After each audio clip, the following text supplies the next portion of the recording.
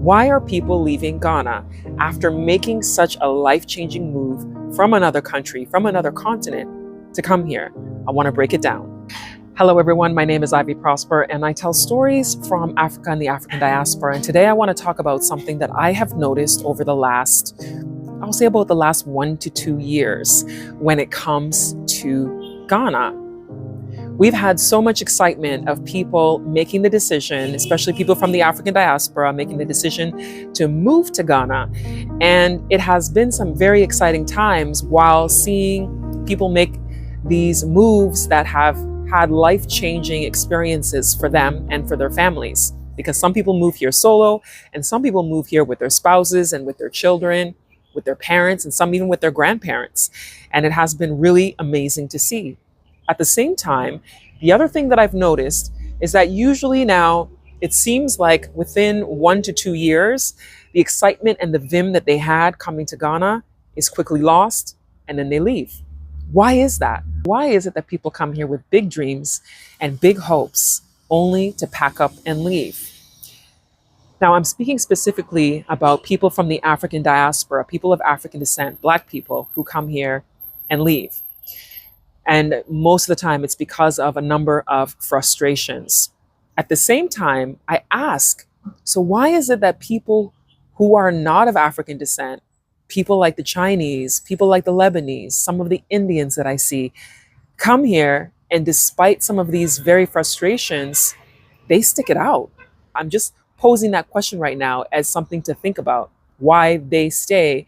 And some of them end up building successful businesses while our own people leave. It's a question to ask. Maybe some of you can put it in the comment section what your thoughts are on why you think this is. Now, I want to dive into the reasons why many people leave. First, I want to talk about the diaspora experience. Now, people coming from the US, from Canada, from Europe, Black people who are coming, a lot of time they're coming on emotion. They're coming on the excitement of coming back home to the motherland, returning somewhere where they feel they will have a sense of peace, a welcoming of people of their own tone. They feel that some of the traumas, some of the experiences that they've had for generations in places that they live now, they feel that coming to a place like Ghana or somewhere else in the African continent will be an opportunity for them to have a sense of peace and an ability to live a brand new, fresh life without all of the other frustrations that they experience where they're coming from. Now, the challenge with that is emotion only lasts for so long. After the excitement and the initial adrenaline rush goes down and the realities set in, living in the country, that's when they start to question the decision that they've made. Now, it can be said that some people have unrealistic expectations when they come. And I think that's largely because people don't consider the fact that Ghana is a developing country. So if you come with expectations that it's going to be the same as the place you came from, you will be disappointed. Because of the fact that it is a developing nation means that there will be some infrastructure challenges that you will face that will make it a challenge for you when you're living here in comparison to where you came from. So that is something to consider before you make the move to Ghana. For those who are watching and haven't made the move yet, infrastructure challenges, people having high expectations people having high expectations and then they get disappointed. And it has largely to do with the fact that there are some infrastructural challenges. So the number one reason for leaving is having some unrealistic expectations that are not met. Number two, financial pressures. That is a thing in Ghana, financial pressures. A lot of people don't realize how much money they're going to actually spend when they move to a country like Ghana. Because the notion is, oh, well, $1 will go so far that the assumption is that you can live a lavish lifestyle coming with whatever money that you have, but not realizing that there are some expenses in Ghana that can end up making you spend just as much or more than where you're coming from. The top one is rent. People come and they don't realize if you move to the capital city of Accra, the rent can be very much like where you came from. People are renting for like $1,000 a month, $1,500 a month. Some people I know spending $2,000 a month to rent a place in Accra. And when you rent something that's that price, and sometimes you're not getting the same infrastructure where you're used to, it can be kind of like, why am I paying this kind of money? And I'm not getting all the things that I want. So that's one of the things, the high cost of living when you come to a city like Accra. But if you're willing to go outside of Accra, you can get a more comfortable lifestyle, spending less money. The rent is much lower. If you go to places like Cape Coast, Kumasi, even if you choose to go to the northern region, if you go to like Tamale, or if you go to Volta region, Kita, Hohohoi, if you go places that are less in rent, you can actually live a comfortable lifestyle because you won't spend as much money. However, most people, when they come, they want to have the same amenities that they're used to having when they came from another country. So when you want those amenities, you end up spending more. And some people actually even spend more because they want the exact same thing. So I know of people who will ship brands that they want to use. Like some people, some women especially, will ship beauty brands that they're used to, that they want to keep using. And so those things are a lot more expensive. And if you're shipping it, you're always spending on shipping to bring stuff in. Or some of those things are actually available here. There are shops that specialize in selling American products or UK products, but you will spend more money because those things have been imported. They have their import duties and all that kind of stuff that gets added to the cost. So living in Ghana, you can end up spending more or just as much as when you lived abroad. And that can be something that's a strain on someone financially. And then also, it's not a place you can come to and say you want to get a job, because jobs here do not pay as much as they do abroad. So you'll come and you'll be very disappointed at how the cost of living is in comparison to how much money you would be making in certain positions. And if you're coming with debt, because some people come and they have debt, they may have credit card debt, they have, personal loans, and you are trying to pay off debts in dollars or in pounds or euros. Meanwhile, you're in Ghana and you might be earning cities if you've taken a job at a company here.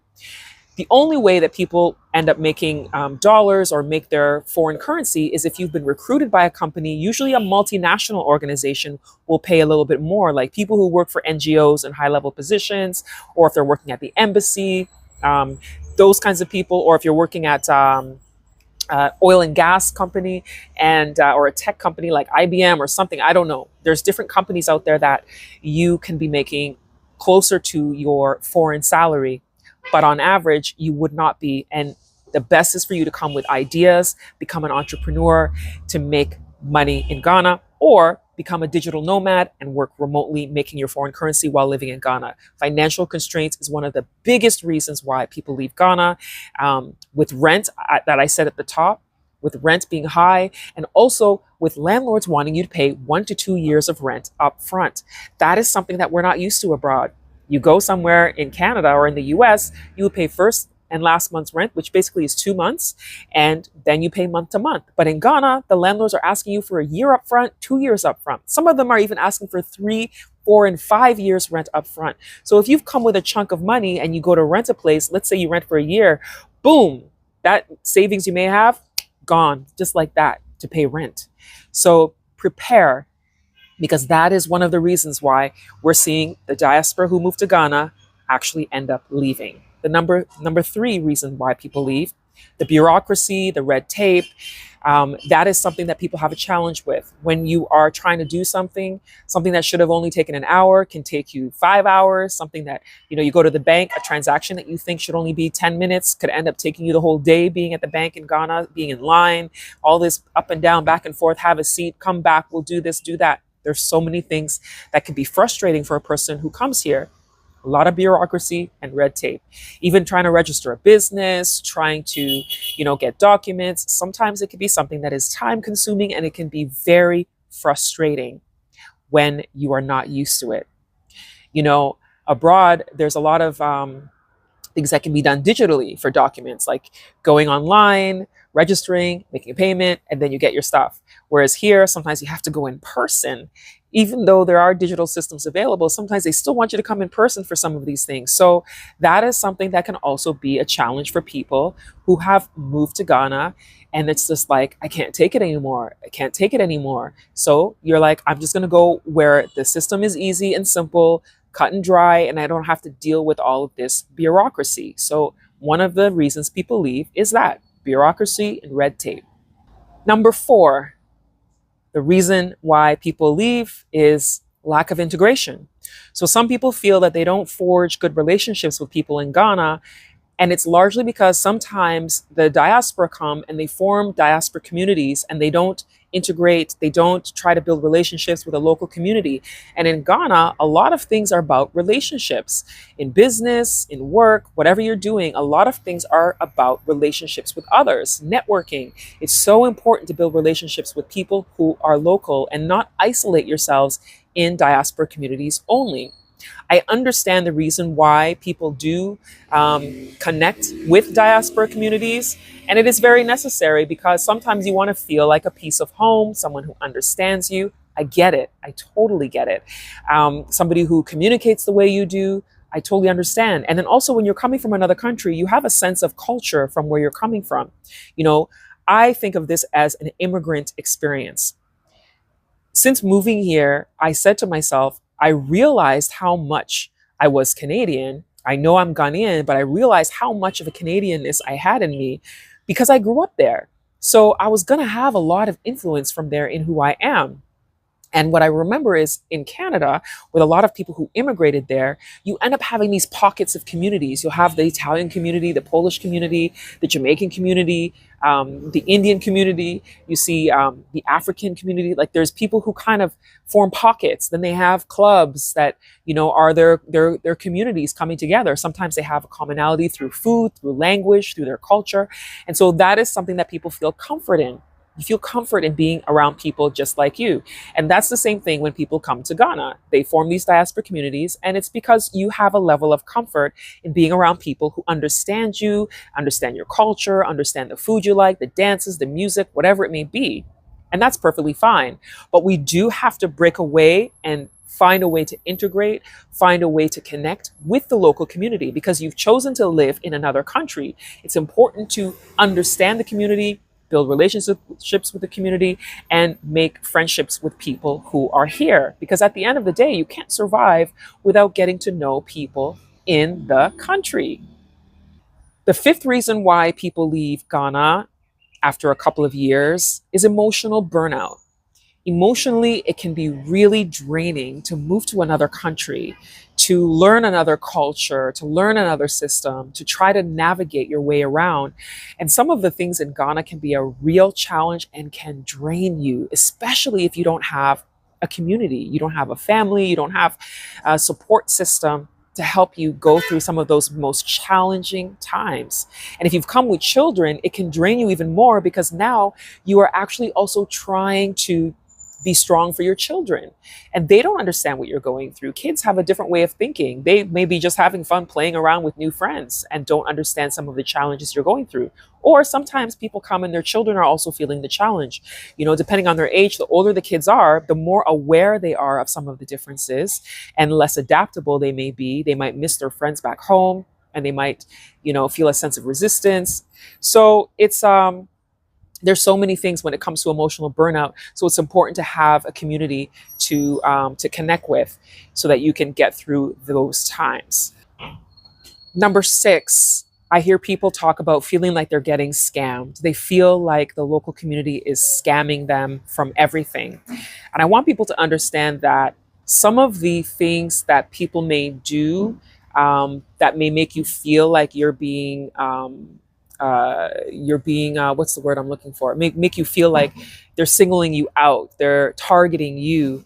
Don't feel like they're targeting you because you're from the diaspora, because the fact is people do things when they have a poverty mindset. And unfortunately, the poverty mindset is amongst a lot of people. And what ends up happening is with the poverty mindset, they do things selfishly and do things that may be harmful to you and to other people. So it's important that you know that it's not a personal thing against you because you're a person from the diaspora, but people are having a poverty mindset in a lot of the things that they do. Because there are people from this country who get ripped off too. People who are from here will get ripped off too. For example, somebody was telling me that they were coming from the north, and when they came from the north to come to the south, they were saying that people recognized that they weren't from Accra. They recognized that they were coming from another part of Ghana, and they were like, these people won't know the prices in Accra, so let's tell them this, you know, whatever it is. And unfortunately, it happens. So I want the diaspora to know that it's not necessarily a target on you. It's unfortunately, it's a poverty mindset thing that some people do, and then it ends up You'll feel like you yourself are being targeted, and that may not be the case. So, feeling like you're getting scammed, one of the things to avoid that is getting opinions, especially when it comes to things like land and property. Because land is 80, I think I read 80% of disputes in court in Ghana are land disputes. And this was long before the diaspora started coming. Ghanaians have been having disputes about land and property for a very long time amongst themselves, sadly to say, sad to say. But I want you to know that it's not necessarily you. But one of the reasons people do choose to leave is feeling like they're getting scammed, feeling like they're being cheated in everything that they do. So, begs the question, why is it that the foreign nationals like the Chinese, the Lebanese, the Indians come to Ghana and they're able to do? Why is it that the foreign nationals like the Chinese, the Lebanese, the Indians are able to come to Ghana and have successful businesses? How is it that they're able to stay? Well, here are some of the reasons why they can become successful and endure the challenges in Ghana at a higher rate than our own people of African descent. They come with a different mindset. Unfortunately, it's because they do not have the same traumatic history that Black people have. They come with a very detached experience. They're not coming with an emotional experience that they're coming back home, that they're coming back to Africa. They usually come very detached and very much with an agenda because they've recognized some of the business opportunities that are in Ghana. They're not coming to look for a job. They're coming to create something which ends up creating jobs, which ends up making them money doing whatever it is that they've decided to do. And a large part of it is because they do not have the same emotional attachment that Black people will have to Africa because they do not have the same traumatic experience. They focus on building a network for business purposes. They're not focused on coming and having a good time solely. They are focused on business. And again, it goes back to what I said earlier, that they do not have the same emotional attachment. When people come here as Black people and you come to a country where you've not experienced being in a place where it's almost everybody's Black, that is something that can be emotionally overwhelming for some people. I'm not saying for all, but for some people, and from a lot of the interactions that I have had throughout the last decade with people of African descent who come to Ghana, that is a large part of the experience, is that emotional connection to being around people who look like you. So what can we do? As Black people, I feel like there should be some community economics going on. There should be some community backing, some community decision making when it comes to business. If we can work together collectively when it comes to finding opportunities, they can build when they come instead of feeling like you're all alone. Because I think that's part of the issue is you come and you feel all alone.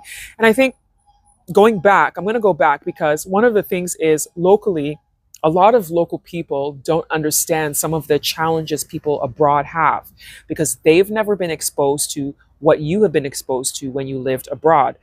Many of them have never felt what it's like to live in an environment where they can feel the hostility of racial injustice, or they feel the hostility of decisions being made because you're Black, that you're not getting opportunities and whatnot. Although they don't even realize that colonialism has left its impact on their country as well. There's a lot of things that have been left over in the continent of Africa as a result of colonialism, even though the countries have gained independence. There is a lot historically that has affected what it is today and the mindsets and the education system. So there's a lot of, on both sides that are affecting some of these challenges of division between the communities. If somehow we can have some community collective where people can come together, or even when people come from the diaspora, and if they can work together to build something, become business partners, invest in something together. You both recognize, maybe you recognize, a certain fruit that grows here. You can, work on processing it into dried fruit or something. I'm just throwing something out in the air because there are things that we can recognize and we can work together collectively. But a lot of times people want to work in silos. They want to do things on their own. which makes it difficult because you're in a land that you're trying to navigate, you're trying to learn the system. So it's better when you can do it collectively as a team. So what's the call to action? Because like I said, it's like 1 to 2 years and people are packing up and they are going back. They are heartbroken. They may have lost a lot of money. They may feel like they made a big mistake and they're packing up to go back home. And so what is the call to action now? What is the call to action? Well, if you're thinking about coming to Ghana, think about the things that I've said in this video and prepare yourself. You must have a goal and a purpose. Try to avoid allowing emotion to make the decision when you're coming to Ghana. Yes, that emotion will be there because naturally, as a person of African descent, you have that connection, you have that desire because of the historical relevance of what happened and how Black people were disconnected and dispersed around the world. So, what can you do? Plan, and plan well, because if you don't, you will fail. When you don't have a support system here, you need to be able to plan. And there are people who are here who are doing it and have planned, and they're making great businesses. They're creating opportunities for Ghanaians here. They've recognized some of the things here that could be potential business opportunities. So, and you don't have to decide that you're going to live here permanently. You can go back and forth if that is something that will help you. You get a taste of being here and then you get the stability of being there if that's what works for you. I know of somebody who started a business here in Ghana and he goes back and forth. He spends time in the US, then he comes back to Ghana. And the business he's doing here is something that he takes to the US. It's a product that he'll take to the US. And so when he takes it there and he's selling, he's there for a few months and he feels like he's getting a little bit of that stability while being there. Then he comes back and works on his business to produce the product again, another batch, and then takes it back to the US. For some people, that is how they will maintain their sanity. That is how they will maintain their growth and their strength. And then some people I've seen do that, and then eventually they end up spending more and more time here and less time there. So you can do it like that, where you're slowly weaning yourself off of there to make it long-term here. Do what works for you. Don't try to copy what someone else has done because it may not work for you. Do what is best for you. It is so sad when I see people who've made so much of an effort to come and then they have to end up making the decision to leave. So I would rather that you planned well and do it well than jump in head first and then just like fall, boom, and then have to leave. It's not for everyone. It is still a developing country. It is still a developing country. So you will experience infrastructure challenges. It is not all fun and roses, but there is a sense of peace of mind that people like. There is that sense of community that people can develop that they enjoy. And sometimes people just love that freedom. So Ghana is actually a very free country. People don't realize how free it actually is. And it's one of the safest countries in the continent of Africa. And that's one of the other reasons why people like to come here. So keep all those things in mind. Keep everything I've said in mind. I hope I've covered everything when talking about what the things are and what the reasons are that people are deciding to leave Ghana. If you've moved to Ghana and you feel like you're leaving, share the reason why in the comments section. I would love to hear from you. If you've moved here and you decided to stay, you're not leaving, also drop in the comment section why you decided to stay. What are the things that you see as positives in Ghana? If you haven't come here at all and you've just been seeing stuff online, you've seen both the positive and both the negative, what are your thoughts? Does this conversation make you think, nope, I'm not coming to Ghana? Or does it make you think, you know what? I still want to give it a try. I want to hear from all of you. Please drop it in the comment section what you think, because I would love to hear from you all right now. Now, that's the end of this video. I want to remind you to subscribe if you haven't subscribed to this channel yet. I share stories from Africa and the African diaspora. I interview interesting people. I showcase Ghana, and I have intentions of exploring other African countries. So I hope that you can stay along with me for the journey. If you would like to join memberships, there are memberships available on this channel at the silver, gold, the bronze, silver, and gold levels that you can join this channel's community. And if you would like to support, you can do that through Zelle. You can do that through PayPal. The links are in the video description below the video. So thank you so much for watching this video, and I will see you next time.